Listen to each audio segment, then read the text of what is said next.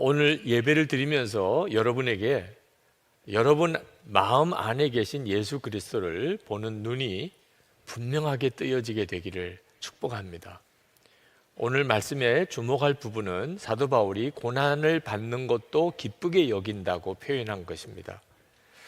24절에 보면 이제 나는 여러분을 위하여 고난을 받는 것을 기쁘게 여기고 있으며 그리스도의 남은 고난을 그분의 몸, 곧 교회를 위하여 내 육신으로 채워가고 있습니다. 여러분 중에는 어떻게 고난이 기쁠 수 있는가? 라는 생각하시는 분들이 있으실 겁니다. 사람이면 당연히 그렇죠. 편안하게 사는 게 더 좋지요. 고난을 억지로 참을 수는 있지만 고난을 기쁘게 여긴다는 말은 아무래도 좀 이상한 말이죠. 근데 사도 바울은 그렇게 고백을 했습니다. 사도 바울은 표현하기를 그리스도의 남은 고난이라고 표현했고 또 교회를 위하여 내가 받는 고난이라고 이렇게 말씀을 했는데, 하나님께서 사도 바울에게 하나님의 말씀 복음을 전할 사명을 주셨고 그 사명을 감당하는 일을 위해서 고난이 닥쳐올 때 사도 바울은 그것을 기쁘게 여긴다는 겁니다. 도대체 하나님께서 사도 바울에게 어떤 말씀을 전하라고 하셨기에 그 말씀을 전하는 동안에 고난 당하는 것조차도 기뻐할 수 있었을까? 우리 정말 궁금한 일이죠. 사도 바울이 정말 기뻐하면서 고난 당하는 것까지 기뻐하면서 전했던 말씀의 핵심은 예수가 그리스도라는 복음입니다. 예수가 그리스도라고 하는 복음이 무엇이 그렇게 특별한 복음인가? 지금 우리는 예수가 그리스도라는 복음에 대해서 특별한 어떤 느낌이 없을 수 있습니다. 그러나 이때 당시는 아주 특별했습니다. 이스라엘 백성들, 유대인들은 자기들이 하나님이 택한 선민이라는 생각을 하고 있었고 그래서 하나님이 자기들에게 율법을 주셨다고 자랑하고 있었습니다. 이방인들은, 유대인이 아닌 사람들은 다 이방인이죠. 우리들도 이방인입니다. 이방인들은 그런 의미에서 율법 없는 자들이라는 말을 들어야 했습니다. 뚜렷하게 이 세상의 모든 민족이 유대인과 그 아닌 사람으로 갈려져 있었던 거죠. 그런데 예수님이 오셔서 구원은 유대인만 받는 게 아니고 누구든지 예수님이 자기 죄를 위해서 십자가에 달려 죽으셨음을 믿기만 하면 다 구원을 받는 놀라운 복음이 전해진 겁니다. 이 복음은 그 이전에는 비밀스럽게 감추어졌던 것인데 이제 사도 바울이 그 비밀이 완전히 모든 민족에게 열려졌음을 알고 그것을 전하기에 힘썼다는 것입니다. 이것이 이방인들에게는 말할 수 없는 영광이 된 겁니다. 그래서 27절에 이렇게 말합니다. 하나님께서는 이방 사람 가운데 나타난 이 비밀의 영광이 얼마나 풍성한지를 성도들에게 알리려고 하셨습니다. 정말 사도 바울로서는 고난 당해도 기뻐할 만큼 놀라운 복음입니다. 근데 이 복음의 핵심은 그리스도께서, 예수가 그리스도신데 그 그리스도께서 모든 믿는 자들 안에 임하셨다는 것입니다. 27절, 골로새서 1장 27절 하반절에 보면 이 비밀은 여러분 안에 계신 그리스도요 또 곧 영광의 소망입니다. 여러분 안에 계신 그리스도. 여러분, 이 말씀은 예수님이 그리스도라는 말과 또 다른 의미가 있는 겁니다. 예수님은 유대인이나 이방인이나 상관없이 모든 사람들에게 이제는 구원의 길이 되어 주셨습니다. 그렇지만 그 예수님이 내 안에 계시다. 그리스도이신 예수님이 지금 내 안에 계시다는 것은 정말 또 다른 문제입니다. 이건 정말 놀라운 기적일 수밖에 없지요. 이보다도 더 놀라운 기적이 어디 있겠습니까? 골로새 교인들, 이방인이었죠. 그들이 정말 구원받았는지 안 받았는지, 하나님이 정말 예수님으로 인해서 그들도 구원해 주셨는지 안 해 주셨는지를 어떻게 알 수 있어요? 그들 안에 그리스도가 임하여 계시는 것. 그 골로새 교인들 안에 예수 그리스도가 임하여 계신 것보다 더 큰 증거가 어디 있겠습니까? 사도 바울은 이 복음을 전하는 것, 그것이 얼마나 기뻤으면 그것 때문에 매를 맞아도 감옥에 갇혀도 사도 바울은 기뻤다는 거예요. 자, 이 은혜는 우리 모두가 다 지금 누리고 있는 은혜입니다. 우리 안에 예수 그리스도가 임하셨습니다. 그런데 한 가지 질문이 생기게 됩니다. 그게 정말 사실이라면, 온 세상의 구주이신 예수 그리스도께서 정말 우리 안에 임하신 게 사실이라면 우리가 이렇게 살 수 있을까요? 무기력하게 늘 염려가 많고, 그리고 죄에 자꾸 넘어지고, 그렇게 사는 것이 정말 어울리지 않잖아요. 온 세상에 그리스도가 내 안에 계시다면 삶이 완전히 달라져야 되잖아요. 제가 집회를 가서 묻습니다. 여러분, 예수 그리스도께서 지금 어디 계십니까? 그러면 많은 성도들이 내 안에 계십니다. 정말 믿으십니까? 그러면 큰 소리로 다 아멘입니다. 알기는 다 알아요. 예수 그리스도가 내 안에 계시다는 걸 우리 한국교회의 성도들이 다 알아요. 그래서 제가 또 묻습니다. 그래서 이제는 부부싸움 못하고 사시죠? 대답을 못해요. 아니, 예수님은 내 안에 계시다고 그렇게 큰 소리로 아멘 해놓고 부부싸움은 계속하고 사신다. 아니, 부부싸움 하나 못 말리시는 예수님 믿을만 한 분입니까? 아니, 예수님이 내 마음에 계신데 어떻게 부부싸움이 됩니까? 여러분, 이제 은밀한 죄는 다 그치셨지요? 대답을 못 하세요. 아니, 예수님이 내 안에 계신데 어떻게 은밀한 시간이 있을 수 있습니까? 어떻게 은밀히 죄 짓고 살 수 있습니까? 예수님을 모시고? 실제로는 머리로 들어서는 알지만 실제로는 믿지 못하는 것입니다. 이것이 참으로 안타까운 것입니다. 사형리 전도를 할 때 예수가 그리스도이신 것을 전하고, 그리고 영접 기도를 시킵니다. 그리고 영접 기도를 따라하면 확인을 반드시 해야 됩니다. 영접 기도까지 하신 분에게 이제 예수 그리스도께서 당신 어디에 계십니까? 그러면 가슴을 가리키면서 내 안에 계십니다. 할렐루야. 그러면 이제 그분이 진짜 예수님을 영접한 겁니다. 거기까지 가야, 예수 그리스도께서 지금 내 안에 계십니다, 여기까지 가야 그분이 예수님을 영접한 거예요. 그 고백이 나와야 영접한 겁니다.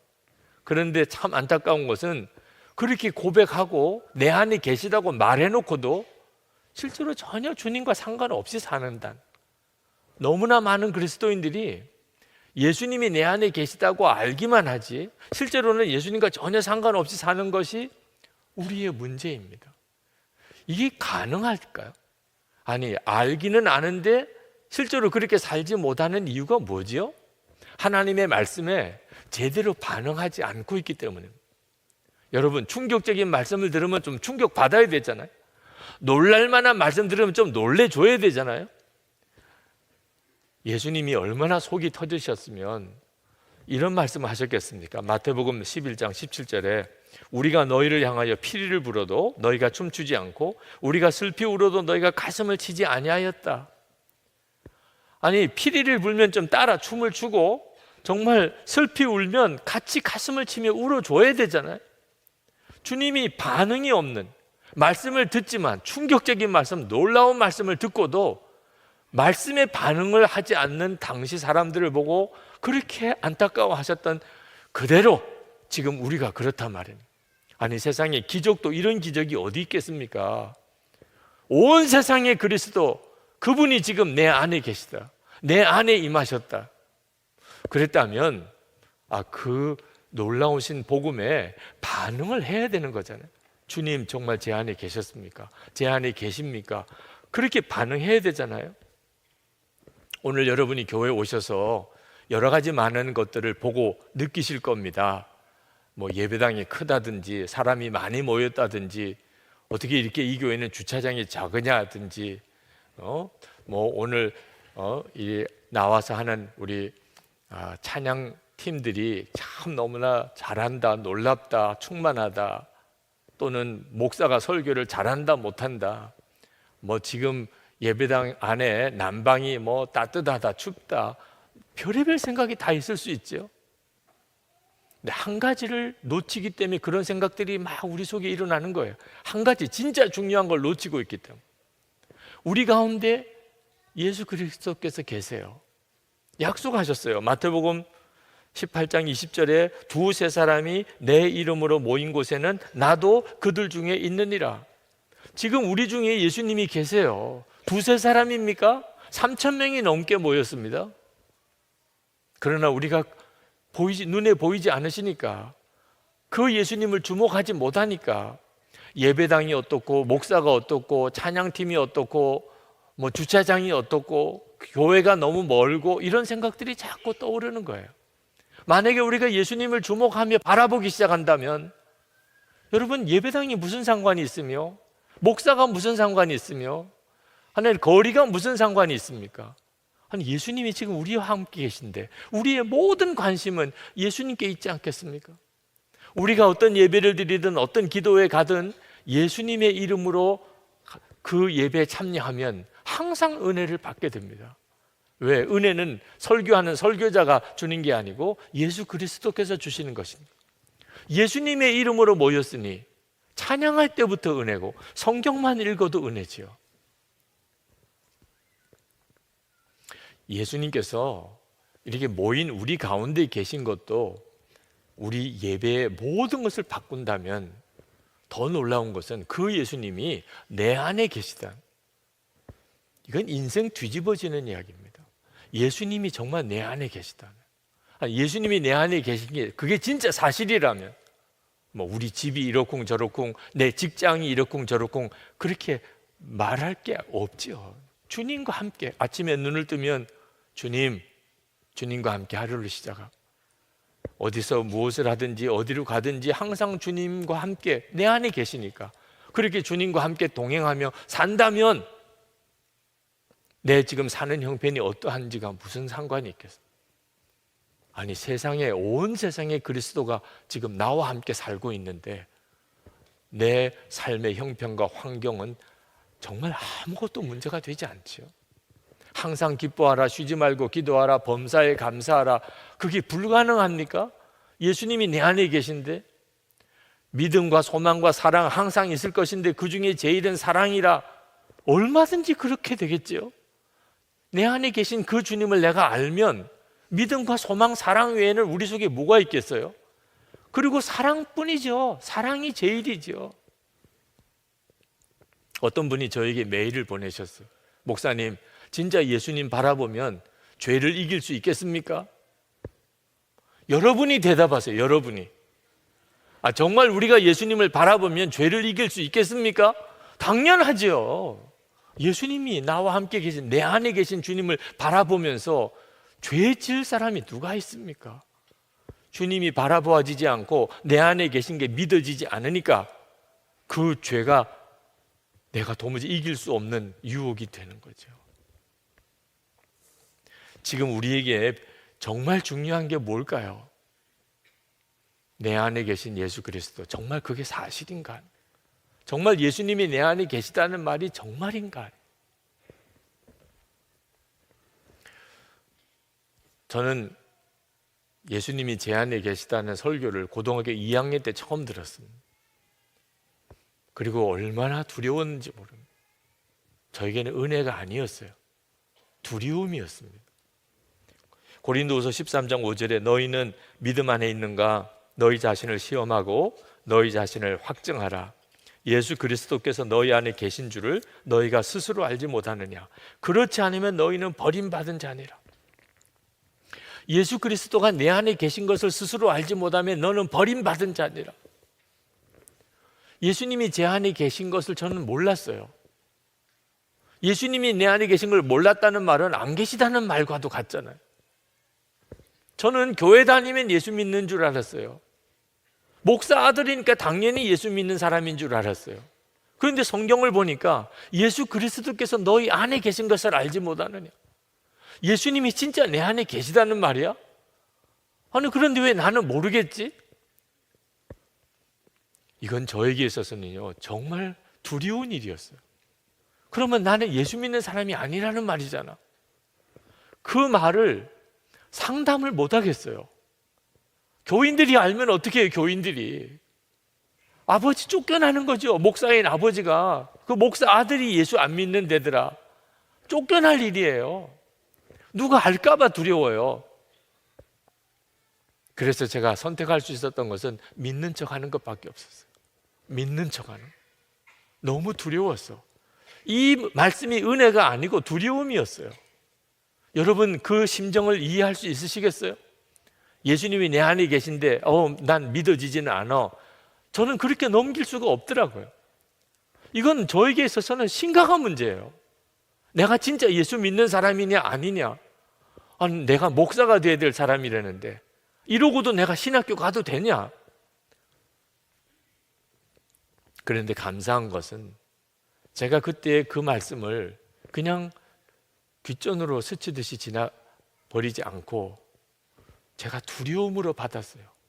이 말씀이 진짜라면 이건 얼마나 놀라운 일이냐. 그런데 내가 도대체 내 안에 계신 예수님을 어떻게 알 수 있느냐. 그 갈망과 그 간절함으로 지금까지 온 거예요. 고등학교 2학년 때부터요. 주님 정말 제 안에 계십니까?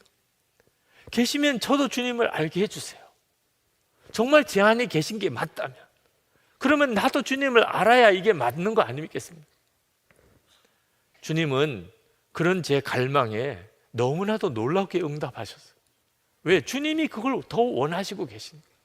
저는 오늘 이 시간 이 자리에 있는 여러분 모두가 이 설교를 영상으로 듣고 녹음으로 듣는 분들까지도 정말 여러분 안에 계신 예수 그리스도를 알게 되고 그리고 그 주님과 동행하는 역사가 있게 되기를 축복합니다.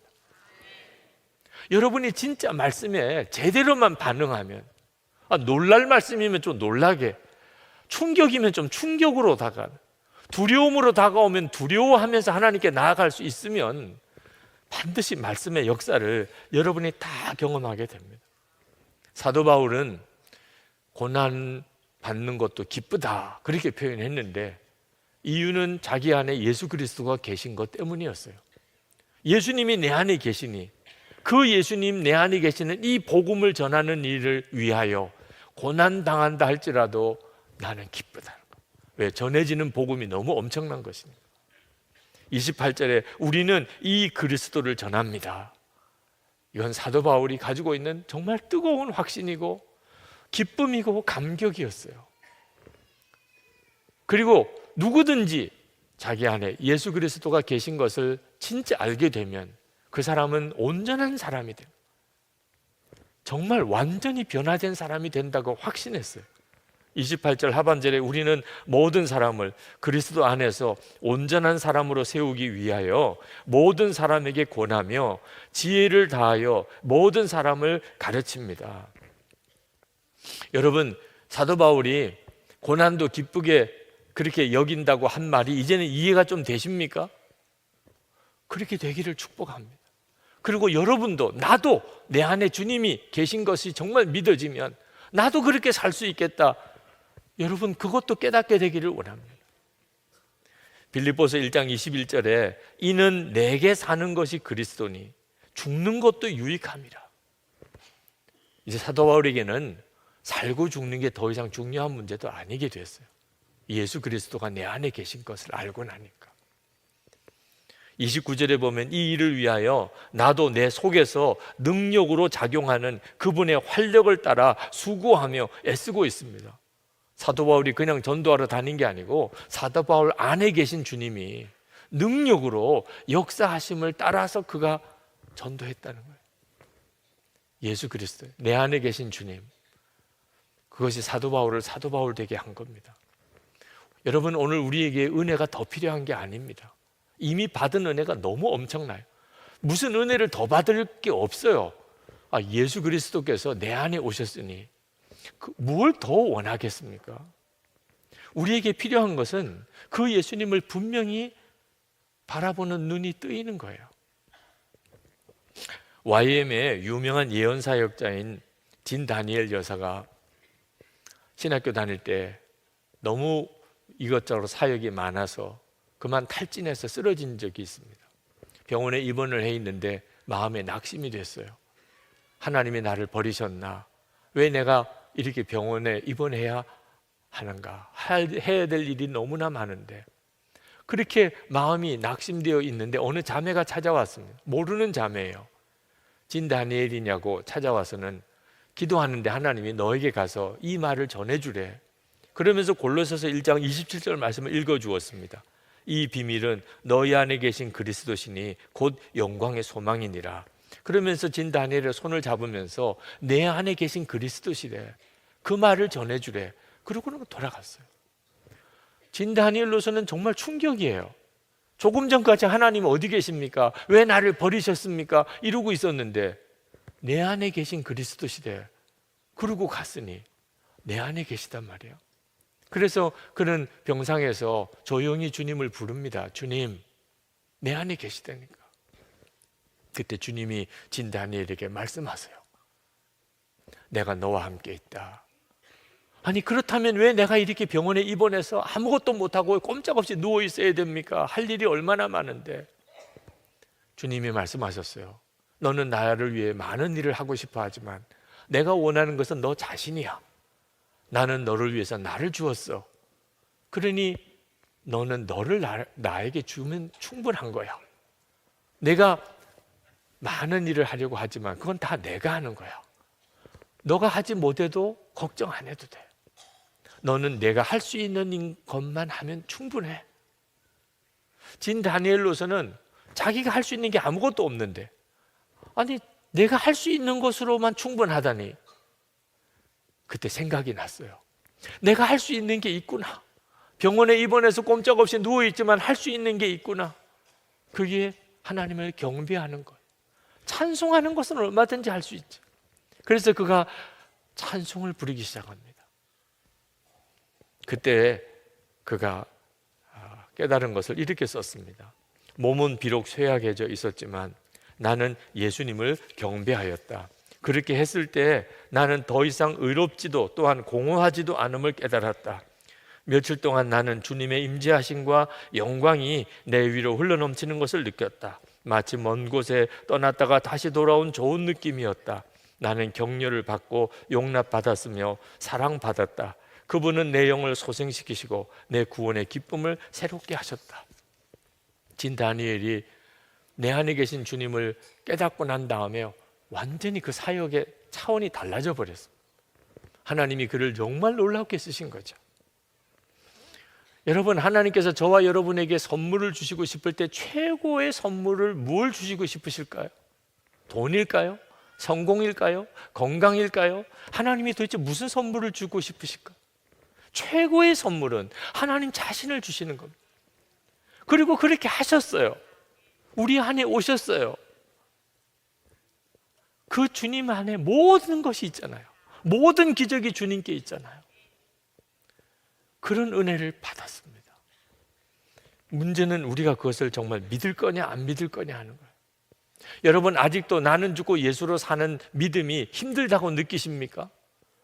예수 그리스도가 내 안에 오신 것을 알고 나면 나는 죽고 예수로 그냥 사라지는 거지 뭘 힘들 게 뭐가 있어요. 그게 가장 놀라운 복인데요. 여러분, 축구팀이 졌다고 낙심하시는 분들이 많더라고요. 한두 번 그랬습니까? 한두 번? 네. 아니, 우리가 살면서 그런 일 얼마나 많이 겪습니까? 축구팀 정도예요?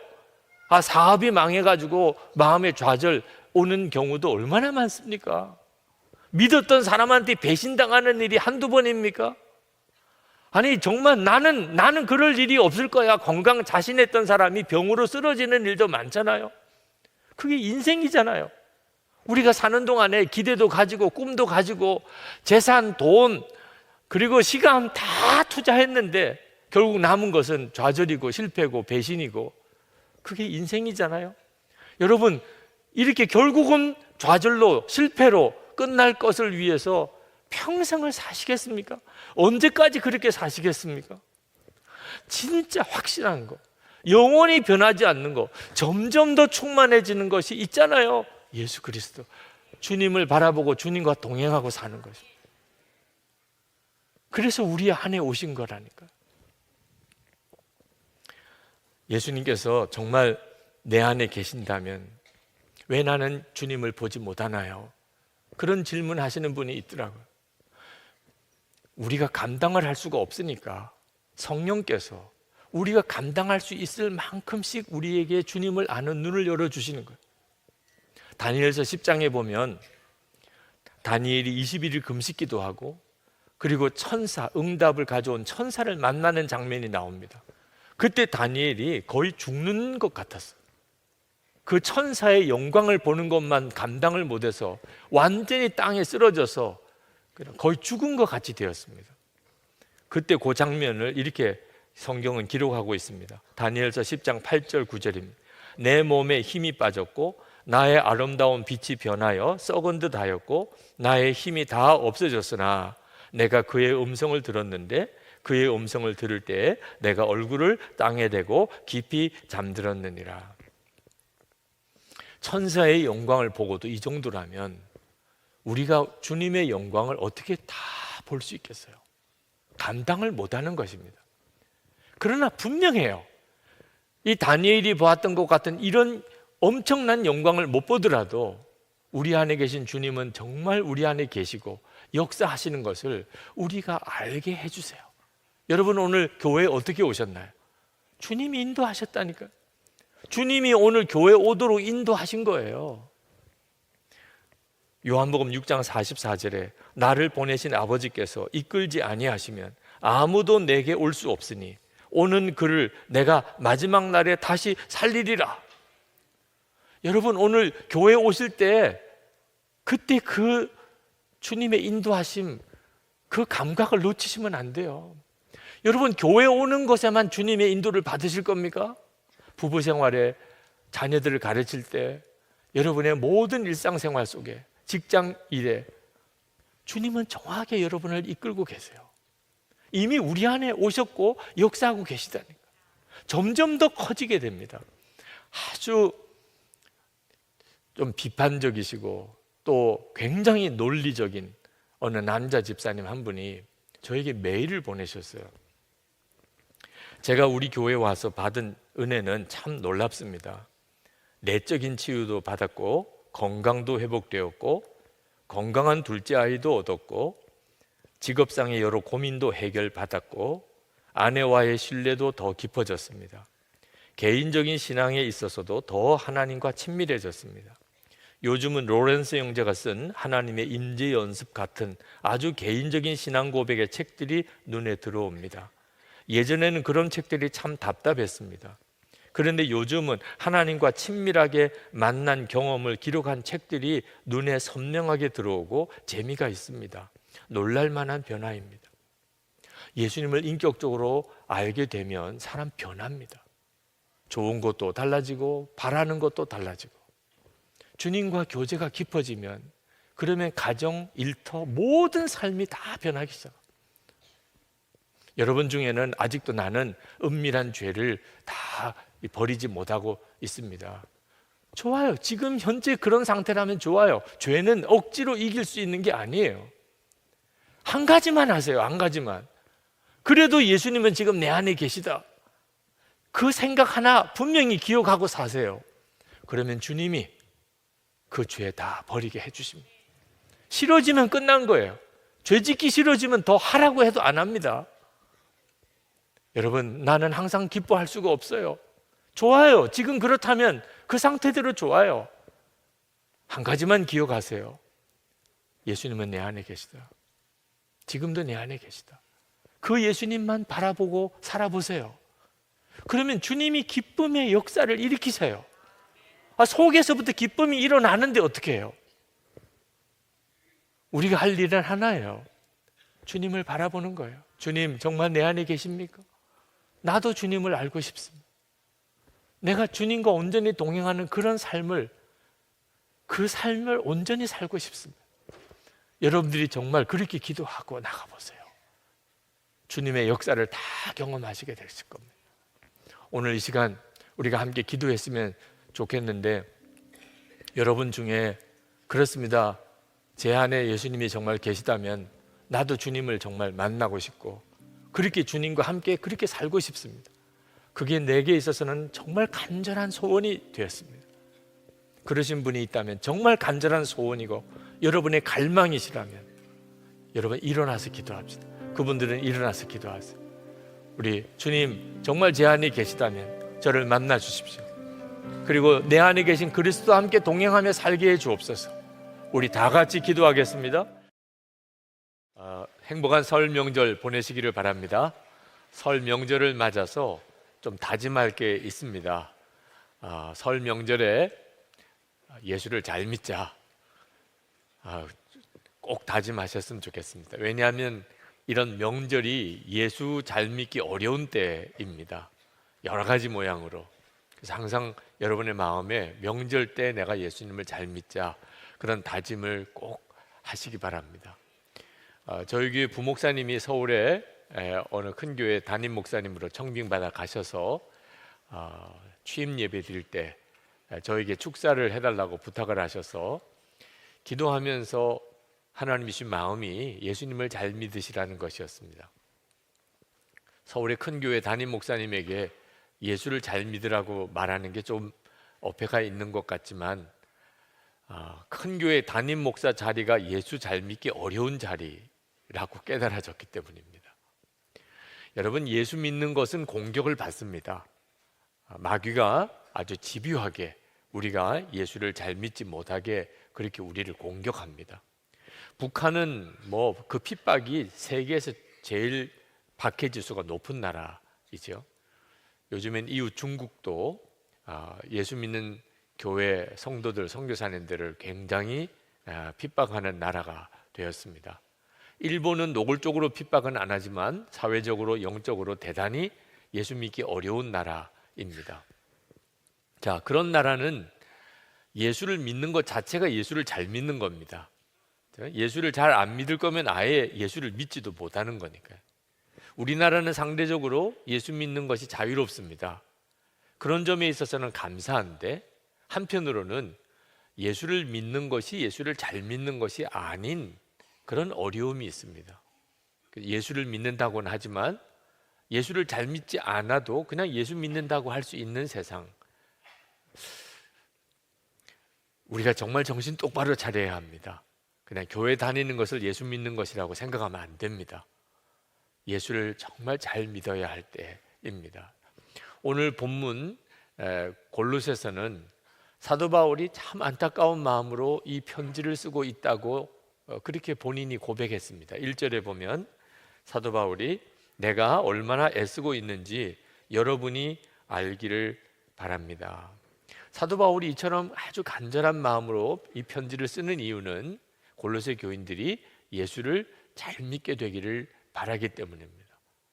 왜 그런가 하면 골로새 교회에 거짓 교훈을 가르치는 이단들이 교회 안에 들어오기 시작했기 때문입니다. 이단이 교회에 들어온다는 것은 교회 공동체를 완전히 파괴하는 것입니다. 그렇지 않겠습니까? 이단이 들어왔다면 교인들이 서로에 대해서 서로 의심하고 정죄하고 판단하지 않겠습니까? 사사건건이 교회 안에 다툼이 일어나지 않겠습니까? 결국은 그 공동체는 분열되고 소멸되는 거죠. 정말 무서운 일이죠. 그래서 사도 바울이 골로새 교인들에게 예수를 잘 믿으라. 그 예수를 잘 믿는다는 표현이 예수님을 온전히 알라고 표현했습니다. 2절 하반절에 보면 내가 이렇게 하는 것은 여러분 모두가 사랑으로 결속되어 마음의 격려를 받고 깨달음에서 생기는 충만한 확신의 모든 풍요에 이르고 하나님의 비밀인 그리스도를 온전히 알게 하려는 것입니다. 교회 안에 분열이 일어나고 이단이 교회 안에 들어오게 될 때 이걸 해결하는 방법은 하나밖에 없습니다. 서로 따지고 그렇게 회의하고 또 서로 싸우고 그래서 해결될 문제가 아닙니다. 예수님을 온전히 더 잘 아는 겁니다. 예수님 안에 모든 지혜와 지식이 있기 때문에 예수님을 온전히 알게 되면 그러면 싸울 문제가 없어지게 됩니다. 3절에 보면 그리스도 안에는 모든 지혜와 지식의 보화가 감추어져 있습니다.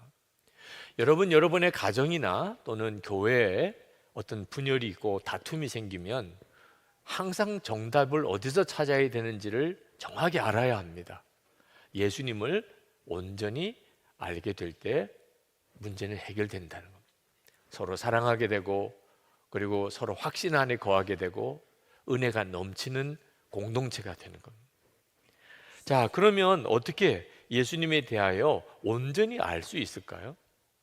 그건 배워서 하는 지식을 말하는 게 아닙니다. 예수님 안에 거하라는 겁니다. 예수님 안에서 살아가라는 겁니다. 6절에 이렇게 말씀했습니다. 그러므로 여러분이 그리스도 예수를 주님으로 받아들였으니 그분 안에서 살아가십시오. 여러분이 다 예수님을 주님으로 받아들인 사람이잖아요. 그러니 주 안에서 살아가십시오. 여러분, 이 말씀을 오늘 정확히 붙잡아야 됩니다. 예수님을 믿는 것과 예수님 안에서 사는 것은 너무나 큰 차이가 있습니다. 사도 바울이 5절 말씀에 보면 골로새 교회에 와본 적도 없고 골로새 교인들을 만난 적도 없는데 골로새 교인들의 형편을 잘 안다고 말씀하고 있습니다. 어떻게 잘 알 수 있죠? 예수님께서 사도 바울 안에도 계시고 골로새 교회 교인들 안에도 계시기 때문에 그렇습니다. 그러므로 사도 바울이 예수님 안에 거하는 사람이었기에 예수님께서 골로새 교회의 모든 형편과 처지를 사도 바울에게 알게 해주신 겁니다. 영으로 알게 된 거죠. 야, 예수를 믿는다는 것은 진짜 교회만 다니는 게 아닙니다.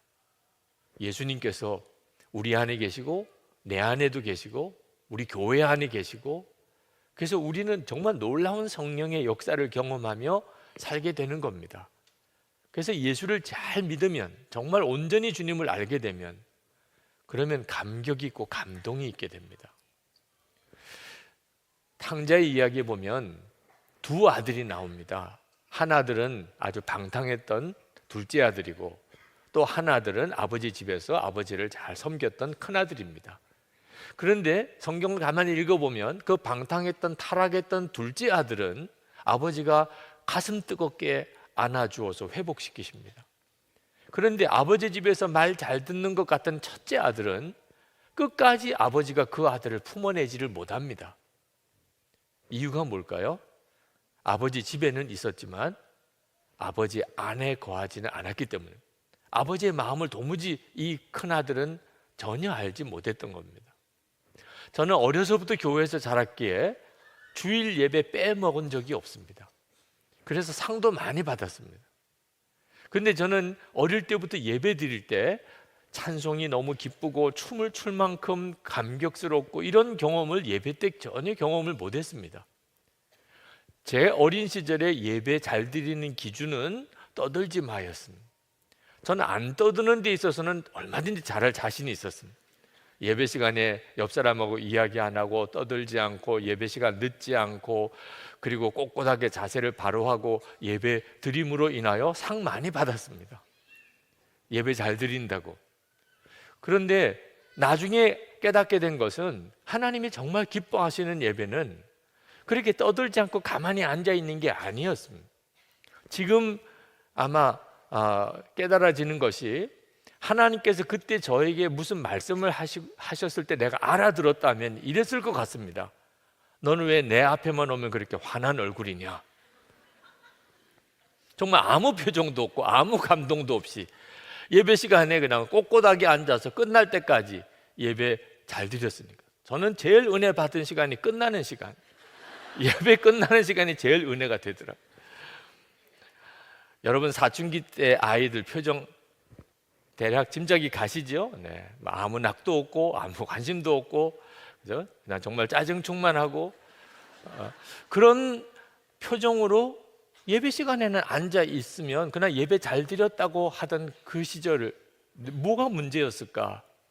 예수님을 인격적으로 몰랐던 거예요. 예수님을 인격적으로 만나지 못했으니까 예배는 의무였습니다. 예수님을 인격적으로 알게 되고 제가 예수님 안에 거하는 눈이 열리게 되면서부터 찬송이 달라지고 예배가 달라졌어요. 그냥 예수 믿는 거하고 예수님 안에 거하는 것, 예수님 안에서 사는 것은 정말 놀라운 차이가 있습니다. 여러분, 예수님 안에 사는 것은, 그럼 어떻게 하면 예수님 안에 살 수 있을까? 예수님이 내 안에 계신 것을 믿는 거예요. 에베소서 3장 17절에 보면 믿음으로 말미암아 그리스도께서 너희 마음에 계시게 하시옵고 너희가 사랑 가운데서 뿌리가 박히고 터가 굳어져서 이렇게 표현했습니다. 예수님이 하신 말씀이 요한복음 15장 4절에 너희가 내 안에 거하라. 그러면 나도 너희 안에 거하리라. 이 두 말씀을 가만히 비교해 보면 어떻게 하면은 예수님이 우리 안에 거하시게 되는지를 아주 참 놀랍게 대조적으로 말씀하고 있습니다. 예수님은 내 안에 거하라. 에베소서 3장 17절에는 믿음으로 말미암아. 이 말이 같은 말이라는 걸 알 수 있습니다. 그러니 우리가 예수님 안에 거하는 것은 예수님이 내 안에 계신 것을 정말 믿는 것입니다. 우리가 예수를 잘 믿는다는 말은, 그리고 예수님을 온전히 안다는 것은 예수님이 지금 내 안에 계시다는 것을 분명하게 믿게 될 때, 그때 문제가 완전히 달라져 버립니다. 지난 주일 뇌종양 수술을 받으시는 여자 집사님 한 분이 기도 받으러 오셨습니다. 그런데 기도해 드리기 전에 이런저런 이야기를 나누다가 그분이 질문이 있다고 그러시더라고요. 어느 날 하나님의 음성을 들었는데 내가 너를 떠난다, 그런 아주 정말 청정병력 같은 음성을 들었다는 거예요. 하나님이 자기를 떠나신다는 거예요. 왜 그런 생각을 하셨냐 그랬더니 자기가 하나님을 대적하고 하나님을 막 욕을 했던 적이 있었다는 거예요. 성령을 회방한 자는 용서받지 못한다고 그런 말씀을 자기가 알고 있는데 하나님이 자기를 그래서 떠나신다는 거예요. 자, 이제 뇌종양 수술, 어려운 수술을 앞두고 있는데 기도도 안 되는 거예요. 하나님이 나를 떠나셨으니까. 자, 뇌종양 수술보다도 더 심각한 문제가 있으시더라. 그래서 제가 그 집사님에게 질문을 했습니다. 집사님, 예수님을 집사님의 구주라고 그렇게 믿으십니까? 예, 그러시더라고요. 하나님을 아버지라고 부르시면서 기도하십니까? 예, 그러시더라고요. 성령의 근심이 느껴지십니까? 하나님을 향한 소원이 마음에 있습니까? 다 예, 그러시더라고요. 그러면 성령님께서 집사님을 떠난 거 아닙니다. 지금 집사님 안에 있는 그 예라는 대답은 성령님이 아니면 도무지 할 수가 없는 대답입니다. 성령을 회방하는 죄라는 것은 예수님의 십자가의 속죄의 은혜를 거부한다는 뜻입니다. 그러니까 용서받을 길이 없는 겁니다. 용서의 십자가의 은혜를 거부하니 어떻게 용서를 받습니까? 그런 뜻입니다. 하나님을 대적하고 하나님을 욕하고 그랬던 사람들 중에 하나님이 참 놀라운 주의 종으로 쓰신 경우가 수도 없이 많습니다. 속으시면 안 됩니다. 마귀가 장난하는 일의 선수입니다. 무슨 소리 들려주는, 말씀을 붙잡고 믿으셔야 됩니다. 그 집사님의 얼굴이 확 펴지셨어요. 믿어지니까. 예수님이 내 안에 계시다는 게 믿어지니까. 그러니까 이 어려운 수술을 앞두고 있는 두려운 마음이 사라진 거죠. 여러분, 예수님께서 여러분 안에 계시다고 하는 사실이 그리스도의 비밀입니다. 이것이 복음의 비밀, 너희 안에 계신 그리스도. 사도 바울은 골로새 교인들에게 정말 알게 하고 싶은 것이었어요. 지금 이단들이 온갖 미혹을 가지고 그들의 영혼을 빼앗으려고 들어옵니다. 어떻게 그들을 이길 수 있습니까? 예수님에게 믿음의 뿌리를 받고 있어야 되는데, 예수님에게 뿌리를 받고 있다는 말은 예수님이 내 안에 계시다는 것을 확실하게 믿는 것입니다. 7절 말씀에 보면 여러분은 그분 안에 뿌리를 받고 세우심을 입어서 가르침을 받은 대로 믿음을 굳게 하여 감사의 마음이 넘치게 하십시오. 자, 예수님을 믿어도 예수님에게 뿌리를 받고 세움을 입는 사람, 그 사람이 누구죠? 예수님 안에서 사는 사람입니다. 내 안에 예수님이 계신 것을 분명히 아는 사람이죠. 골로새 교회 당시에 초대교회에 무서운 이단들, 그것은 그리스 철학과 영지주의 사상의 영향을 받은 이단들입니다. 이 그리스 철학에 의하면 그때 당시에 세계는 그리스 철학에 의해서 지배당하던 때입니다. 하나님, 참 하나님이시며 참 사람인 그리스도는 그리스 철학에서는 이건 말도 안 되는 이야기. 모든 인류의 죄를 다 짊어지시고 십자가에 죽은 그리스도 예수, 이건 그리스 철학에서는 말도 안 되는, 있을 수도 없는 이야기. 영지주의자들은 예수님만 믿기만 하면 모든 죄가 사함받고 영생을 얻는다. 이건 너무너무 유치한 이야기예요. 영생을 얻을 정도가 되려면 다른 사람이 알지 못하는 아주 신비한 영적인 지식을 가지고 있어야 그런 사람이 영생을 얻는 거지.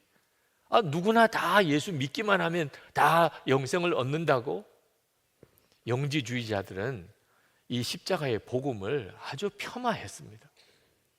자, 여러분, 그런 세상에서 듣고 보면 그 사람들이 훨씬 더 많이 아는 것 같고 그 사람들의 말이 더 옳은 것 같은 이런 세상에서 어떻게 예수님이 그리스도시고 나는 예수 믿었으니 구원을 받는다는 확신을 가질 수 있습니까? 오직 한 경우만 가능합니다. 예수 그리스도, 그분이 내 안에 계신 것을 알 때, 내가 그것을 확실하게 믿게 될 때, 세상 사람들이 뭐라 그러든 누가 뭐라 그러든 나를 구원하신 그리스도께서 지금 내 안에 계신데 흔들릴 이유가 없는 거죠. 8절 말씀에 보면 누가 철학이나 헛된 속임수로 여러분을 노획물로 삼을까 조심하십시오. 그런 것은 사람들의 전통과 세상의 유치한 원리를 따라하는 것이요, 그리스도를 따라하는 것이 아닙니다. 예수 그리스도를 정말 분명히 알 때, 내 안에 계시다는 것도 알 때, 그때는 이제 분별이 됩니다. 이것이 유치한 이론이구나, 이게 이단이구나, 이게 진짜 복음이구나 하는 게 구분이 된다는 겁니다. 여러분, 지금 우리가 살고 있는 지금 세상도 똑같습니다. 그때 당시에 헬라 철학이나 영지주의자들 똑같이 지금도 온 세상에 무서운 거짓 이론들이 사람들의 마음을 사로잡고 있습니다. 그 중에 가장 대표적인 것이 무신론입니다. 하나님 안 계시다는 거예요. 하나님 안 계시다는 게 거의 상식처럼 되어져 있습니다. 왜? 학교에서 그렇게 가르치니까. 학교에서 진화론을 가르칩니다. 진화론이 진리인 것처럼 가르칩니다. 그 말은 하나님이 안 계시다고 노골적으로 부인하는 것입니다. 그러니 학교에서 그렇게 배웠으니 하나님이 안 계시다고 하는 생각이 우리 의식이나 생활 속에 그대로 젖어 있는 거죠. 무신론의 가장 조직적인 그런 체제가 공산주의입니다. 우리는 공산주의를 이미 다 겪어서 압니다. 그 공산주의가 얼마나 거짓된 사상인지. 그런데 참 기가 막힌 것은 공산주의의 핵심인 무신론과 유물론은 지금 한국의 주류 사상이 되어 있습니다. 하나님의 존재, 인간 영혼의 존재 믿지 않습니다. 오직 믿는 것은 돈이면 제일이다. 여러분, 이것이 얼마나 무서운 세계관인 줄 알아야 합니다. 예수를 믿는 사람들조차도 돈이면 제일이라고 생각하는 사람 많습니다. 성공 왜 하려고 그래서요? 돈 버니까. 성공하면 돈을 많이 벌겠으니까. 그래서 성공하고 싶어 하는 거죠. 무서운 우상숭배입니다. 여러분, 그 배후에 역사하는 영이 있음을 알아야 됩니다. 사람들이 이렇게 하나님을 믿지 않고 돈이면 제일이라고 생각하는 이유는 그 배후에 무서운 영이 역사하기 때문에. 거짓의 영, 탐심의 영, 음란의 영, 폭력의 영, 죽음의 영, 미혹의 영, 아주 정말 끔찍하고 더러운 무서운 영들이 사람들의 마음을 사로잡고 그리고 그들을 파멸의 길로 이끌어가고 있습니다. 이것이 지금 현재 우리가 살고 있는 세상입니다. 그런데 어떻게 예수님을 믿을 수 있어요? 그런 세상에서 어떻게 우리가 예수님이 그리스도시고 그리고 예수 믿으면 구원받는다는 확신을 가질 수 있나요? 오직 하나죠. 그 예수 그리스도가 내 안에 계신 것을 아는 거죠. 그 주님을 내가 인격적으로 만나고 주님과 동행하는 사람인 경우에는 세상이 어떻게 가든지 미혹받지 않습니다. 13세기에 위대한 신학자인 토마스 아퀴나스라는 신학자가 있는데 그분이 신학대전이라고 하는 정말 대단한 그런 책을 썼습니다. 하나님의 어떤 영적인 원리에 대해서 성경을 근거해서 참 대단한 책을 썼습니다. 그런데 그분이 말년에 아주 참 놀라운 하나님의 임재 체험을 하게 됩니다. 그 하나님의 임재 체험을 하고 난 다음에 이 토마스 아퀴나스가 책 쓰는 것을 중단했습니다. 내가 본 것에 비하면 내가 쓴 것은 지푸라기에 불과하다, 그런 고백을 했습니다. 하나님을 만난 것이 얼마나 놀라운 체험이었으면 그 대단한 작업 자체가 지푸라기라고 느껴진 거예요. 여러분, 이건 우리 모두가 다 똑같습니다. 하나님을 만나고 나면, 정말 살아계신 하나님을 만나고 나면 우리는 옛날처럼 못 삽니다. 진짜 눈이 뜨이고 나면. 그런데 하나님의 이 놀라운 임재에 대한 체험은 모든 그리스도인에게 다 허락된 일입니다. 지금 여러분에게 다 허락되어져 있습니다. 예수 그리스도는 여러분 안에 계시니까. 9절 10절 말씀에 보면 그리스도 안에 온갖 충만한 신성이 몸이 되어 머물고 계십니다. 예수님 안에 하나님의 모든 신성이 다 들어있다는 거예요. 그런데 10절에 여러분도 그분 안에서 충만함을 받았습니다. 그리스도는 모든 통치와 권세의 머리이십니다. 모든 통치와 권세의 머리이신 예수 그리스도, 그분이 여러분 안에 계시다. 이게 모든 성도들이 다 받은 은혜입니다. 여러분 아셔야 됩니다. 지금 여러분 안에 하나님이 역사하고 계시다는 것. 그 눈이 뜨여야 돼요. 이건 정말 너무 놀라운 일입니다. 빌립보서 2장 13절에 너희 안에서 행하시는 이는 하나님이시니 자기의 기쁘신 뜻을 위하여 너희에게 소원을 두고 행하게 하시나니. 여러분, 여러분의 가정에서나 일터에서나 학교에서나 하나님이 기뻐하시는 일을 해야 되겠다는 마음의 소원 없으세요? 그게 크냐 작으냐의 차이는 있을 수 있겠지만 하나님을 기쁘시게 하며 살아야 되겠다, 그런 마음의 소원이 없는 사람이면 예수 믿는 사람 아니죠. 그래서 예수님을 믿고 예수님이 정말 그 사람의 심령 속에 들어오셨다면 하나님의 기뻐하시는 일을 위한 소원이 그 사람 속에 반드시 있게 되어 있습니다. 어떤 사람은 그것이 너무나 정말 뜨거울 정도로 분명한 사람이 있고, 어떤 사람은 아직도 너무나 약하고 희미한 사람이 있을 수는 있어요. 그런 차이는 영적으로 본인이 얼마나 성장했느냐에 따라서 차이가 날 수는 있지만 마음속에 하나님의 역사하시는 이 소원이 없는 사람은 한 사람도 없습니다. 여러분이 이제 하실 일은 여러분 안에 역사하시는 하나님을 깨닫는 거예요. 아, 이것이 하나님이 말씀하시는 거구나, 주님이 주신 소원이구나.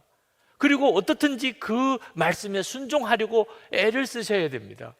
그때부터 여러분에게는 여러분 안에 계신 하나님에 대한 체험이 놀랍게 눈이 열리게 됩니다. 모든 그리스도인들 다. 지난번에 우리 부목사님들과 목회 세미나를 갔습니다. 부목사님 부부 다 모이셨어요. 그때 주제는 어떻게 하면 우리가 목사 부부로서 교회를 잘 섬기고 목회를 잘할 건가 하는 것에 대해서 이제 서로 나누는 시간이었습니다. 그때 하나님께서 제 마음속에 너희들이 목회 잘하고 사역 잘하는 것에 대해서 신경 쓰지 말고 너희 주변에 있는 사람들, 가족과 주위에 있는 교우들에게 진정으로 회심한 사람의 모습을 보여주라.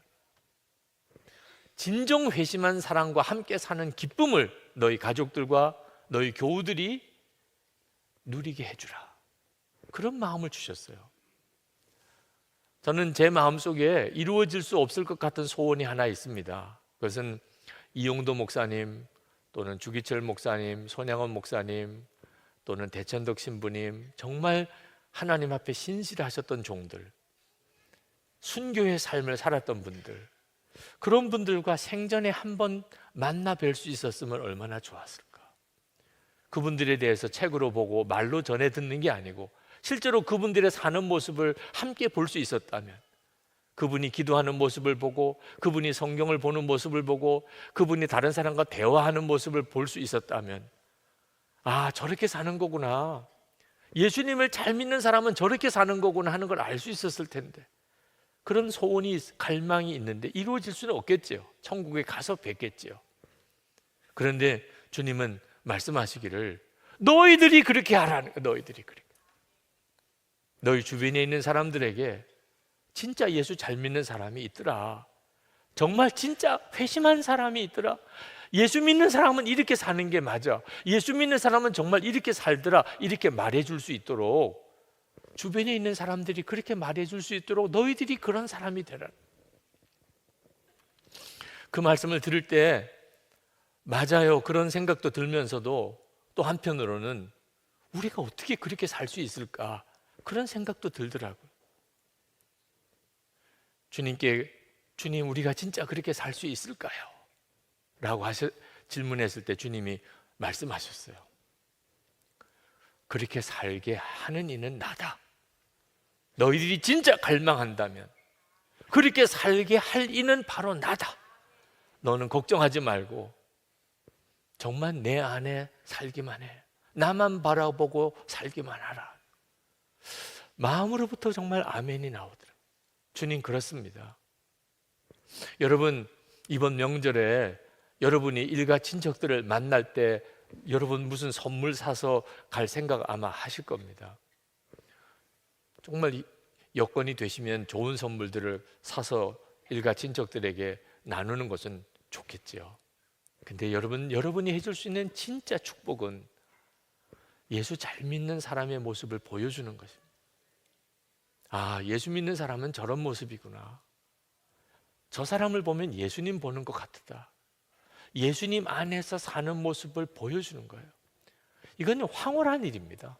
예수 믿으라고 전도하는 사람은 다 싫어하는 것 같은데 진짜 예수 믿는 사람은 사람들이 기다리고 있다니까요. 초대교회는 예수님이 그리스도라고 믿는다고 그래서 세례를 주질 않았어요. 정말 예수님 안에서 죽었고 예수님의 생명으로 사는지를 확인한 다음에 그 다음에 세례를 주었어요. 초대교회 때는 세례는 아주 대단히 중요했어요.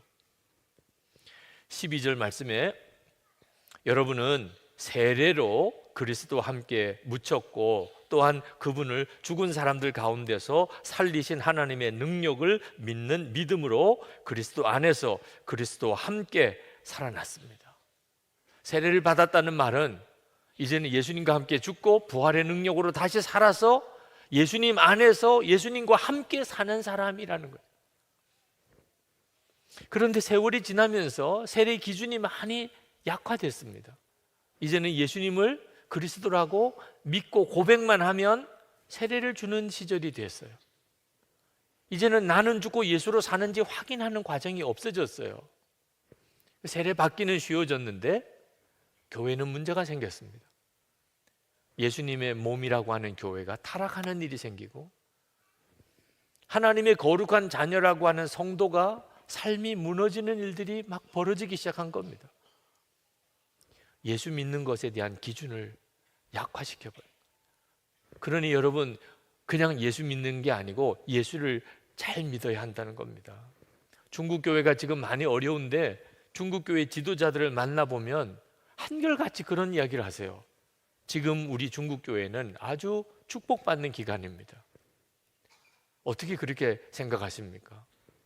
하나님께서 허락하셨으니까 고난도 주어지는 것입니다. 하나님은 이 고난을 통해서 중국 교회를 정결하게 하시고 더 주님 안에 있게 만드시려고 하시는 것 같습니다. 그 말씀을 들으면서 참 이분들이 대단한 분들이라고 생각이 들었어요. 여러분, 우리는 그런 고난은 없습니다. 여러분, 그렇기 때문에 지금 우리가 정신 차려야 합니다. 고난을 당하고서야 정결해지고 주님과 온전히 연합하는 일, 꼭 그래야만 될 이유가 없잖아요. 지금 그렇게 해야 합니다. 저는 처음에 24시간 예수님 바라보고 사는 것은 수도원에나 들어가야 되는 일인 줄 알았습니다. 그런데 매일 주님을 바라보는 일기를 쓰면서 학교 다니고 직장 다니고 가정생활 꾸려가면서 얼마든지 할 수 있다는 걸 알게 됐습니다. 여러분, 그 점에 대해서 궁금하시면 이번에 오늘까지 등록 마감인데 예수 동행일기 훈련 들어와 보세요. 한번 훈련 받아보시라고. 저는요, 예수님과 친밀히 동행하는 것은 개인적인 영성인 줄 알았습니다. 그런데 일기를 같이 나누어 쓰다 보니까 함께 하는 것이 훨씬 더 유익하고 더 풍성하다는 걸 알았어요. 그래서 일기를 통해서 나눈 방에서 서로 일기를 서로 나누고 주님과 동행하려고 서로 격려하게 된 겁니다. 하나님이 허락하셔서 우리 교회 안에 예수님과 친밀히 동행하는 운동이 시작이 됐는데 이건 정말 너무나 소중한 것입니다. 여러분들이 이 기회를 놓치지 않게 되기를 바랍니다. 오늘 우리가 성찬을 받는데 이 성찬은 세례 받을 때 믿음을 다시 회복시키는 겁니다. 그냥 예수 그리스도라고 아는 것으로 세례 받은 그 수준 말고 오늘 성경이 말하는 대로 예수님과 함께 죽고 부활의 능력으로 사는, 그렇게 되었을 때 받았던 그 세례, 오늘 성찬을 통하여 하나님께서 우리에게 다시 회복시켜 주십니다. 예수님의 살과 피를 먹고 마시면서 나는 예수님과 함께 이미 죽었고 예수님으로 사는 자가 되었다는 것을 오늘 하나님이 여러분에게 다시 회복하시는 시간이 되기를 축복합니다. 여러분이 정말 그렇게 기도하시고 성찬을 받으시기 바랍니다. 오늘 저는 여러분들이 오직 주님만 의지하는 그런 믿음을 갖게 되기를 진심으로 축복합니다. 오직 주님만 의지하는 믿음이 정상적으로 예수님을 믿는 믿음이고, 그게 가장 잘 사는 길이고, 그리고 가장 능력 있는 삶, 세상을 이기는 능력입니다. 여러분 중에는 여전히 예수님만 의지하라고 하는 말에 대한 거부감이 있거나 또는 두려움이 있는 분이 있으실 겁니다. 이유는 하나입니다. 아직도 예수님이 누구신지를 정확히 몰라서 그런 겁니다. 예수님께서 우리를 위해서 십자가에 죽으시고 다시 사신 그 주님을 만난 사람은 오직 예수님만 의지하며 살게 마련입니다. 그래서 여러분들이 정말 주님을 더 깊이 알고 더 분명하게 바라볼 수 있게 되기를 축복합니다. 예수님은 우리를 살리시려고 십자가에서 죽으신 분입니다. 13절 말씀에 여러분은 죄를 지은 것과 육신의 할례를 받지 않은 것 때문에 죽었으나 하나님께서는 여러분을 그리스도와 함께 살리시고, 우리가 죽었던 자라는 겁니다. 그리고 예수 그리스도로 살리셨다는 겁니다. 에베소서 2장 1절에도 같은 말씀을 하고 계십니다. 그는 허물과 죄로 죽었던 너희를 살리셨도다 라고 말씀했습니다. 여러분, 정말 얼마나 놀라운 일입니까? 죽었다가 살아난 사람입니다. 여러분, 성경에 나오는 나사로 이야기 아실 겁니다. 죽었다가 정말 다시 살아난 사람이죠. 여러분, 그런 심정이십니까? 지금 죽었는데 예수님 때문에 살아난 사람의 심정입니까? 여러분은 이 말씀을 진짜 믿으십니까? 정말 그 말씀이 여러분의 삶입니까?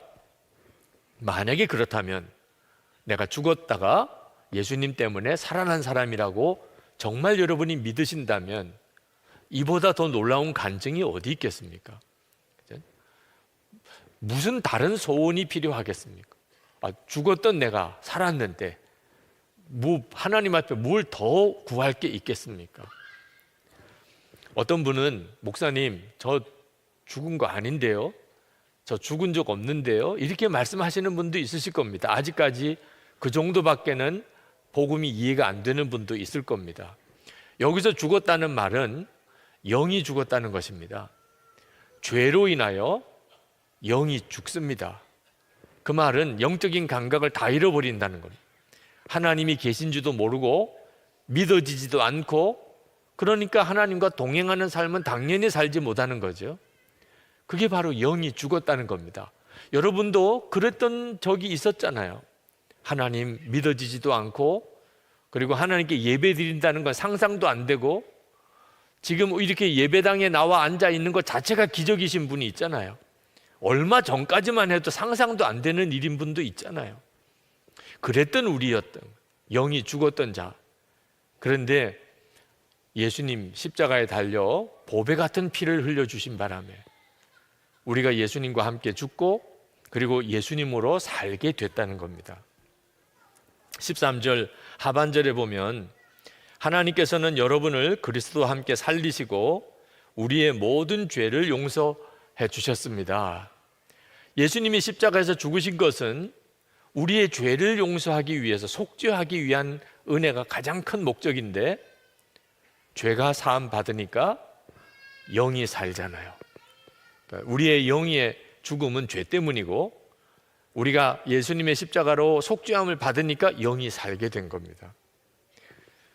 우리 편에서 생각하면 정말 말할 수 없이 귀한 은혜요, 감사할 제목인데, 객관적으로 보면 이게 사실 말이 안 되는 일입니다.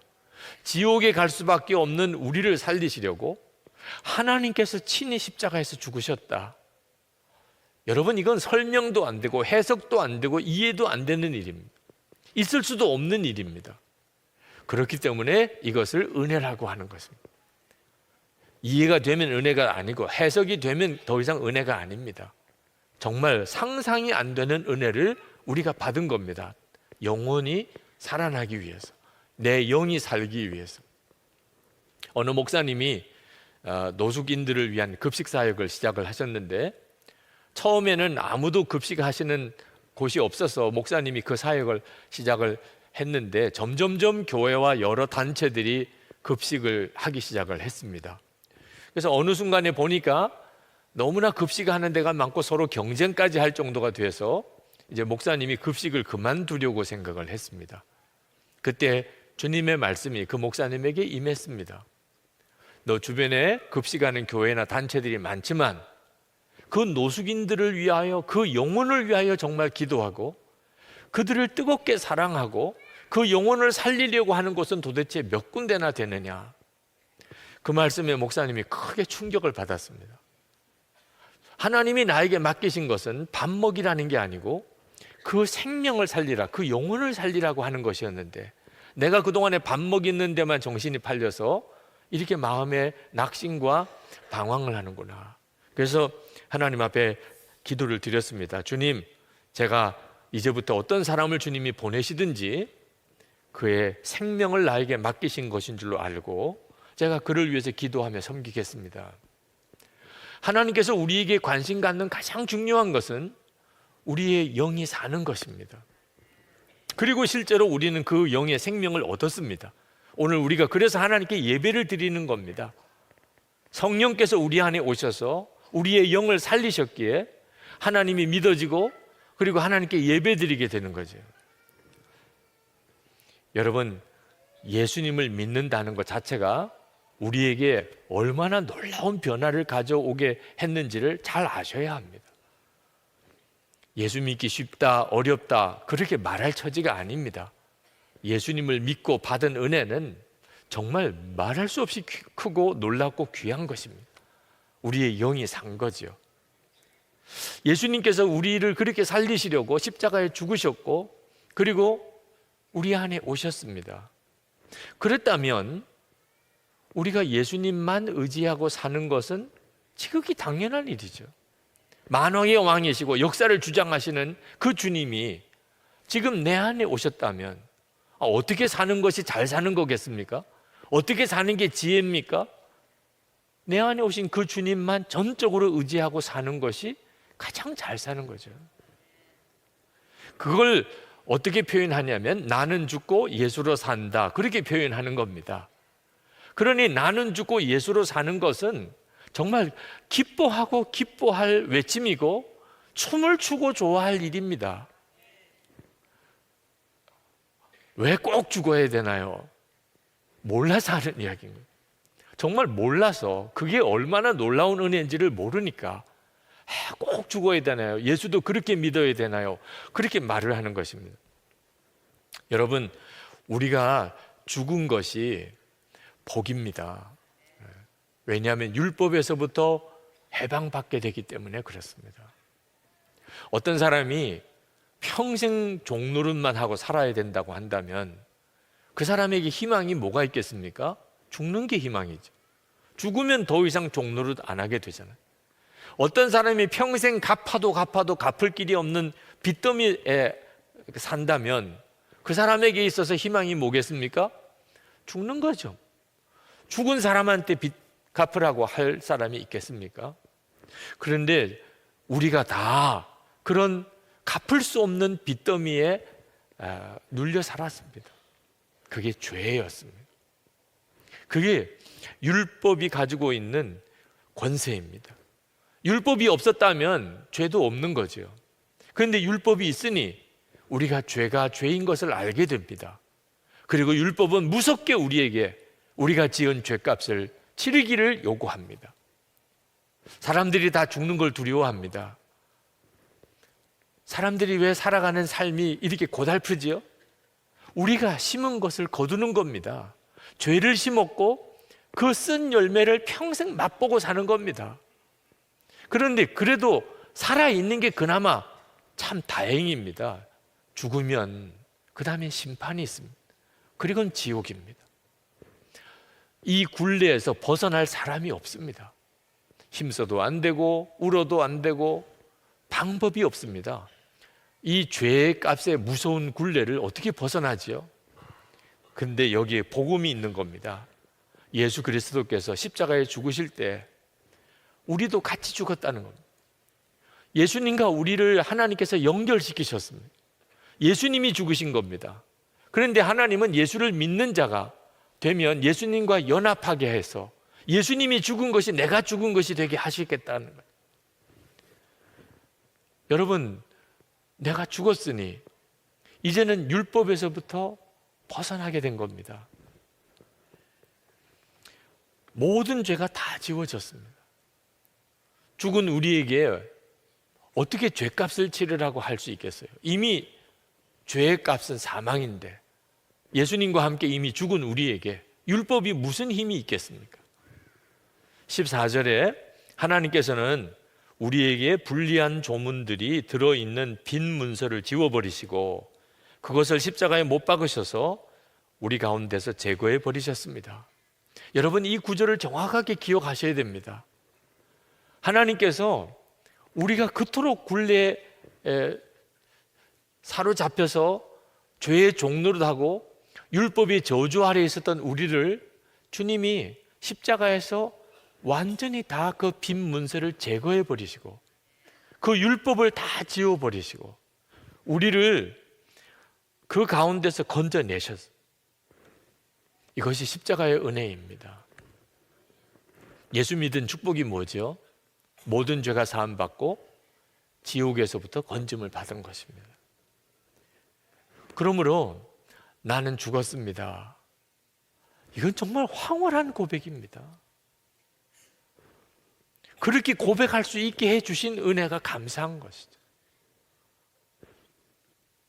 예수님이 죽으신 것을 내가 죽은 것이라고 하나님이 인정하셨으니 이건 정말 엄청난 축복이죠. 여러분, 우리는 이게 정말 웬 은혜인가? 이게 웬 복인가? 그렇게 하나님 앞에 감사할 사람들입니다. 이것이 정상적인 그리스도인의 마음이고 정상적인 그리스도인의 고백입니다. 여러분, 이 감각을 절대로 놓치면 안 됩니다. 기쁨이 넘쳐서 너무 감사해서 나는 죽었습니다. 이렇게 고백하는 이 감각을 놓치면 안 됩니다. 그때부터 우리는 진짜 예수 믿는 사람으로 살게 됩니다. 그리고 주님의 역사가 우리 가운데서 나타나게 됩니다. 율법의 권세는 죄 지으면 지옥 가는 겁니다. 사람들은 다 이 율법의 적용을 받습니다. 그런데 예수 그리스도를 믿고 예수님 안에 있는 자는 더 이상 율법의 적용을 받지 않습니다. 우리는 앞으로 하나님의 자녀가 될 사람이 아니고 이미 하나님의 자녀가 되었습니다. 여러분도 여러분의 자녀들을 조건 없이 사랑하실 겁니다.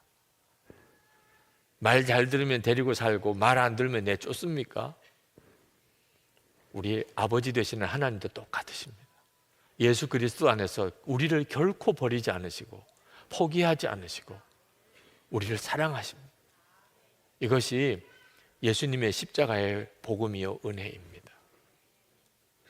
이렇게 율법의 권세에서 해방받은 사람은 사망의 권세를 이기게 됩니다. 이제는 죽는 게 더 이상 무섭지 않습니다. 우리에게는 영생이 있음을 알기 때문에 그렇습니다. 그렇기 때문에 세상의 통치자와 권력자들이 두렵지 않은 것입니다. 15절에 보면 그리고 모든 통치자들과 권력자들의 무장을 해제시키시고 그들을 그리스도의 개선 행진의 포로로 내세우셔서 무사람의 구경거리로 삼으셨습니다. 세상 권력자들이 가지고 있는 무기가 죽음입니다. 너 내 말 안 들으면 죽인다. 법을 어기면 죽인다. 마지막에 권력자들이 가지고 있는 무기가 죽음인데 예수 믿는 사람은 죽음의 권세를 이겼습니다. 그러니 세상 군왕이 무서울 이유가 없는 거죠. 예수님께서도 그렇게 말씀하셨습니다. 몸은 죽여도 영혼은 능히 죽이지 못하는 자들을 두려워하지 말고 오직 몸과 영혼을 능히 지옥에 멸하실 수 있는 이를 두려워하라. 예수님의 십자가의 은혜를 알고 나면 이제는 율법을 지켜야 구원받는다는 이 거짓 교사들의 미혹이 분별이 됩니다. 예수님을 온전히 알게 되면, 복음을 정확히 알게 되면 이단들이 우리를 더 이상 넘어뜨릴 수가 없습니다. 그래서 골로새 교인들에게 율법을 지켜야 구원받는다는 자들의 말을 너희들이 이제 무시하라. 16절 17절에 말씀합니다. 그러므로 먹고 마시는 일이나 명절이나 초승달 축제나 안식일 문제로 아무도 여러분을 심판하지 못하게 하십시오. 이런 것은 장차 올 것들의 그림자일 뿐이요 그 실체는 그리스도에게 있습니다.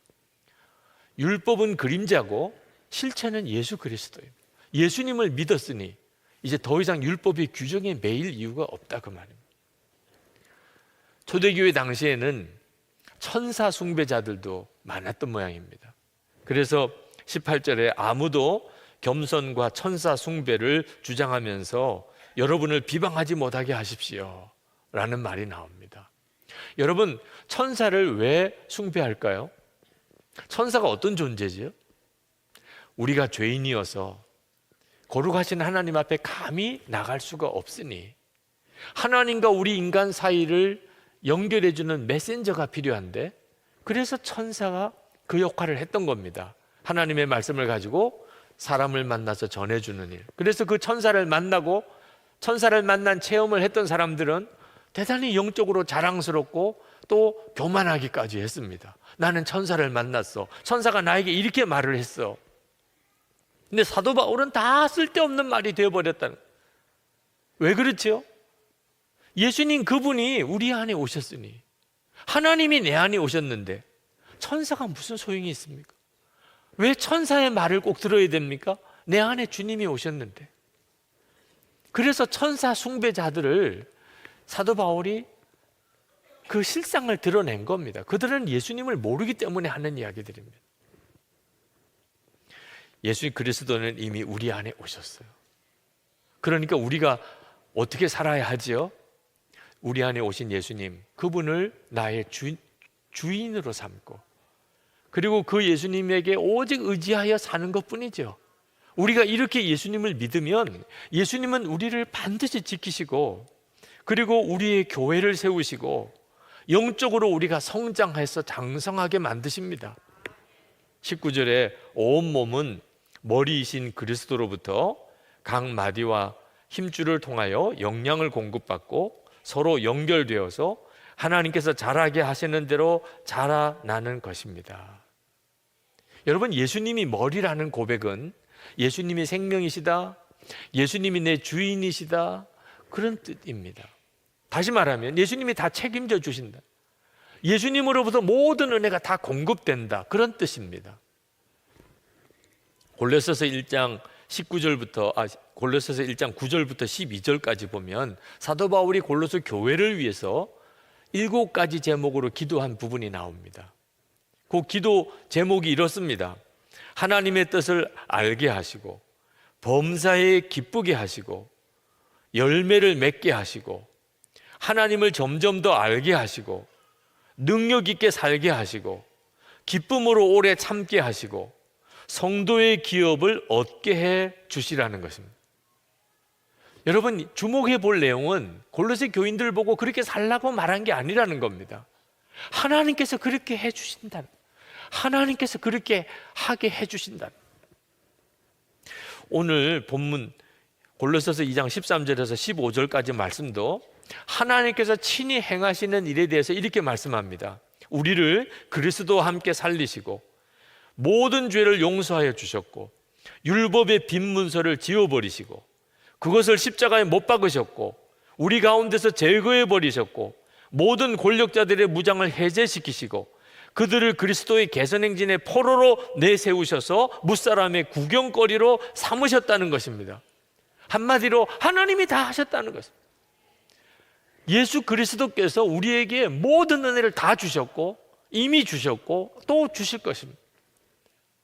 여러분 중에는 예수님이 뭐 밥도 떡도 준 것도 없는데, 나 예수 믿었지만 별로 복 받은 것은 없는데, 그러신 분이 있으실 거예요. 예수님으로부터 별로 받은 게 없다고 생각하시는 분, 제가 여러분이 받은 것 좀 말씀드릴까요? 네. 자, 속죄함 받으셨습니까? 못 받은 분 있으면 한번 손 들어 보십시오. 네. 예수 그리스도로 인하여 속죄의 은혜를 못 받은 사람 한 사람도 없습니다. 본인이 믿지 않는 것은 어쩔 수 없지만 모든 사람을 위하여 예수님은 십자가에 죽으셨습니다. 그거 하나만 가지고도 다른 것은 다 소용이 없을 정도. 예수 그리스도로 인하여서 내가 속죄함을 받았다. 모든 은혜는 거기서부터 시작하는 겁니다. 모든 복은 다 거기서부터 시작하는 겁니다. 예수님이 여러분의 생명이 되셨습니다. 이 복 못 받으신 분 한번 손 들어보세요. 예수님이 여러분의 생명이 되셨습니다. 여러분과 함께 옛사람 십자가에 죽고 그리고 부활의 주님으로 다시 살게 하셔서 여러분이 영생을 얻었습니다. 예수 믿고 영생 못 받으신 분 손 들어 보시라니까. 의롭다함을 받았습니다. 우리가 의로워져서 의롭다 인정받은 게 아니고 예수 믿고 우리는 의로운 자라는 인정을 받았습니다. 우리는 거룩한 자라는 인정을 받았습니다. 우리는 하나님의 자녀라고 하는 인정을 받았습니다. 예수님 우리 안에 오셔서 우리의 생명 되시고 우리와 함께 사시는 은혜를 받았습니다. 여러분, 받아도 그만 안 받아도 그만인 것들도 있습니다. 돈, 성공, 뭐 인기, 뭐 건강, 우리가 살아가는 동안에 다 필요한 것들이지만 받아도 그만이고 못 받아도 그만입니다. 돈, 뭐 인기, 성공, 건강 가진 분들 한번 찾아가서 이제는 만족하십니까? 한번 물어보시기 바랍니다. 실제로 가지고 보면 그게 진짜가 아니라는 것을 누구나 다 압니다. 여러분 죽고 난 다음에 하나님 앞에 가서 왜 나는 돈 안 주셨습니까? 나는 왜 성공 못하게 했습니까? 왜 내게는 인기나 왜 내게는 건강을 안 주셨습니까? 하나님 앞에 따지고 원망할 사람 여기 한 사람도 없습니다. 하나님 앞에 가보면 예수님 한 분이면 진짜 충분합니다. 하나님께서 가장 옳으십니다.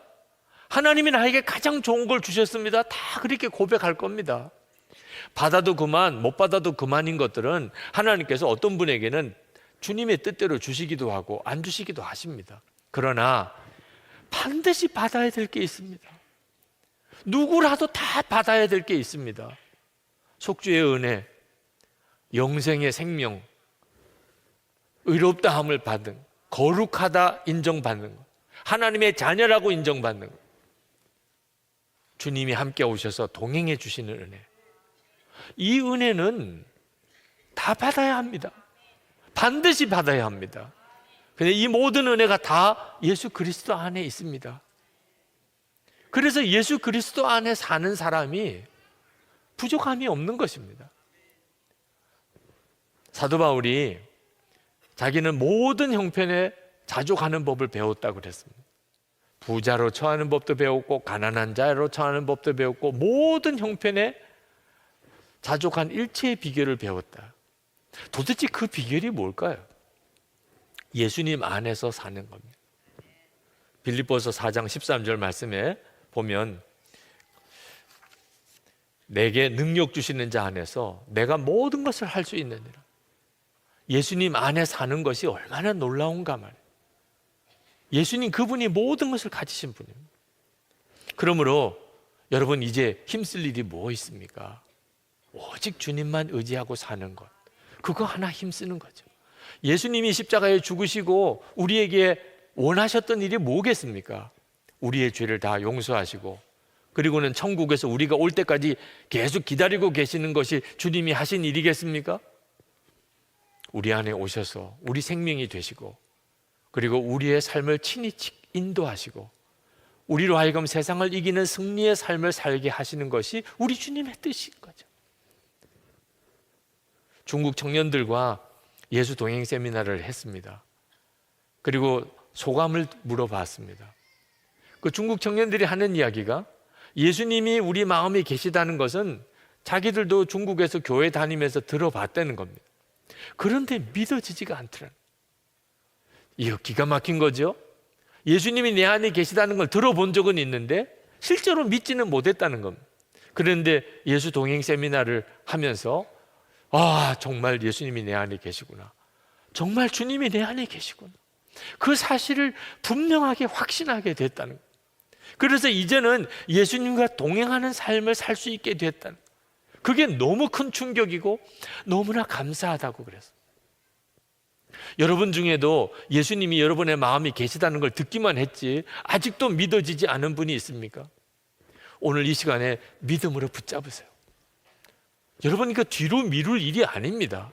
지금 이 시간에 주님, 제가 이제는 내 주인은, 내 삶의 주인은 예수님이신 것과 주 예수님이 지금 저와 함께 계신 것을 제가 정말 믿겠습니다. 나를 이끌어 주소서. 내가 주님만 의지합니다. 여러분 정말 그렇게 결단하고 고백해 보시기 바랍니다. 극작가였던 버나드 쇼가 묘비에 자기가 이렇게 써달라고 해서 묘비에 쓰여진 글이 있습니다. 우물쭈물 하다가 이렇게 돼버렸네. 참 기가 막힌 거죠. 네. 사람들이 평생 우물쭈물 하다가 정말 중요한 결단 한번 제때 못 내리고 그렇게 살다가 결국은 인생 끝나버리는, 정말 우리가 그렇습니다. 예수님은 내 안에 계시다고 그렇게 듣고, 나는 죽고 이제는 예수로 사는 거라고 그렇게 듣고도 나는 이제 정말 주님만 의지하고 살겠습니다, 그 결단 한번 제대로 못하고 계속 교회만 왔다 갔다 하는 식으로 그렇게 믿다가 그렇게 인생을 끝나게 되면 여러분 그게 얼마나 비참합니까? 오늘 이 시간에 여러분 분명하게 결단할 수 있게 되기를 바랍니다. 정말 주님과 친밀히 동행할 수 있을까요? 가정에서나 일터에서나 교회에서나 정말 내가 변화된 삶을 살 수 있을까요? 물론입니다. 하나님이 해주신다니까. 여러분이 주님을 바라보고 주님만 의지하고 예수님이 내 주인이시라고 분명히 믿고 살면 주님이 해주신다니까. 19절 말씀에 하나님께서 자라게 하시는 대로 자라나는 것입니다. 하나님께서 하신다는 거예요. 요즘 금요 성령 집회 때 일상의 기적을 체험하라 하는 제목으로 말씀을 전하고 그리고 믿음의 실험을 하고 있습니다. 제가 기적을 좋아해서 그런 게 아닙니다. 예수님, 만왕의 왕이신 주님이 나와 함께 계신 게 정말 믿어지게 되니까 주님께서 내 일상에 기적을 행하시는 것이 너무나 당연하다고 믿어지는 겁니다. 환자들이 와서 기도를 요청합니다. 저는 환자들을 고칠 힘이 아무것도 없습니다. 근데 그때마다 주님이 제게 말씀하십니다. 내가 병자를 고치려고 하지 마라. 나만 바라보라. 그리고 그 병자도 나만 바라보게 하라. 내 안에만 거하라. 내게 순종하게만 하라. 내 마음을 품으라. 주님이 제게